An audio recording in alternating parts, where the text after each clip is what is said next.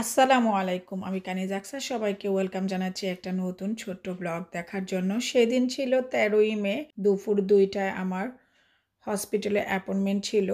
যেই হসপিটালে আমার সার্জারি হয়েছে, রয়্যাল ভিক্টোরিয়া ইনফ্যান্টিনি হসপিটাল। এটার শর্ট নেম হচ্ছে আরবিআই হসপিটাল। ২০২৪ সালের লাস্ট দিন 31 ডিসেম্বর দুপুর ১১টায় আমাকে সার্জারিতে ঢুকানো হয় এবং বের করা হয় ৪:৩০টায়। সার্জারির পর এখন হয়ে গেল ৪ মাস। ৪ মাস পর তারা আমাকে ফলো আপ চেক আপের জন্য ডেকেছে।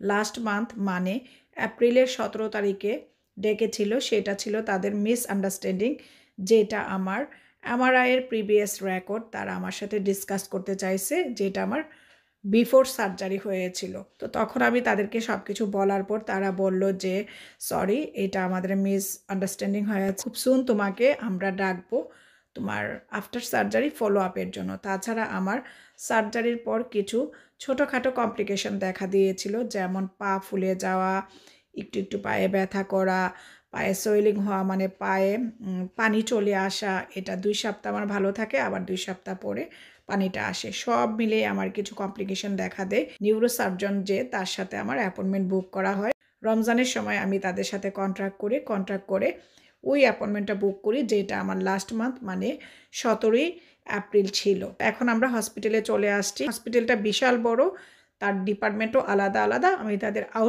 আমি আউট পেশেন্ট ডিপার্টমেন্ট দিয়েই এন্ট্রি হয়েছি। তাছাড়া এই হসপিটালটা এত বড়, এটার পার্কিং ফ্লোরও লেভেল 11 পর্যন্ত। আমরা সেদিন কোথাও পার্কিং পাইনি। এই হসপিটালের যে একদম টপ ফ্লোর লেভেল 11, সেখানে আমরা পার্কিং করে তারপর আমরা দুজন ভিতরে চলে আসলাম। ওই দিন আমি আর ওদের হসপিটালের অ্যাম্বুলেন্স, মানে যে পাবলিক ছোট অ্যাম্বুলেন্সের মতো যে কারগুলা, সেগুলো প্রোভাইড করিনি। আমি আমাদের নিজেদের কারে করে গিয়েছিলাম। তো এখন আমরা আমাদের অ্যাপয়েন্টমেন্ট শেষ করেছি। আমার এখানে হাফ অ্যান আওয়ার ডিলে করে আমার নিউরোসার্জন যে জন সেইজ, উনি আমাকে ডেকেছে। ওনার নাম ছিল জন সেইজ। তবে আমার নিউরোসার্জন যিনি সার্জারি করেছিলেন, ওনার নাম ছিল ডক্টর জিও।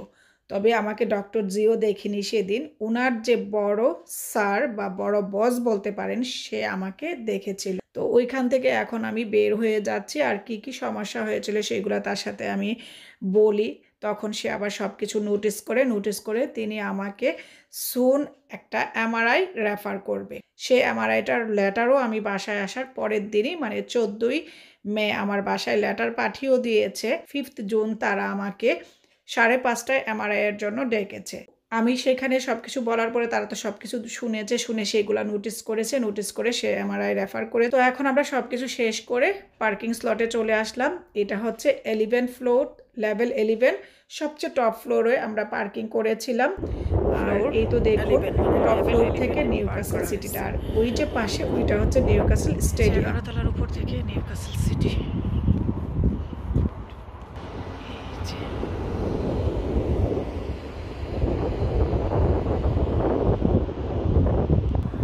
ওই যে নিউক্যাসল স্টেডিয়াম, এটা নিউক্যাসল স্টেডিয়াম। তো যাই কারের কাছে, পে করার পরে আর লেট করা যায় না, ফাইন হইতে থাকে, তো কারের কাছে যাই। তো এখন আমরা টপ ফ্লোর থেকে একদম নিচে চলে আসছি পেমেন্ট করে। এখন আমরা কার পার্ক থেকে বের হয়ে যাচ্ছি। আর পেমেন্টের সিস্টেম উপরেই, পেমেন্ট কার্ডটা এখানে পাঞ্চ করলেই মেশিনে অটোমেটিক গেট খুলে যায়। তো এখন আমরা বের হয়ে বাসার উদ্দেশ্যে রওনা হচ্ছি। তো সবাই আমার জন্য বেশি বেশি করে দোয়া করবেন। আমি কিন্তু এখনও প্রপার ওয়েতে হাঁটতে পারি না, আমার হাঁটাটা এখনও ঠিক হয়নি। আমি যেন দ্রুত আরও তাড়াতাড়ি সুস্থ হয়ে যায়, আমার হাঁটাটা যেন ঠিক হয়ে যায়। আর 5ই জুন যে আমার এমআরআই করা হবে, সেই এমআরআই রিপোর্টটাও যেন আমার ভালো আসে। তো আজকের মতো এখানে বিদায় নিচ্ছি। সবাই ভালো থাকবেন, আমাদের জন্য দোয়া করবেন। আল্লাহ হাফিজ।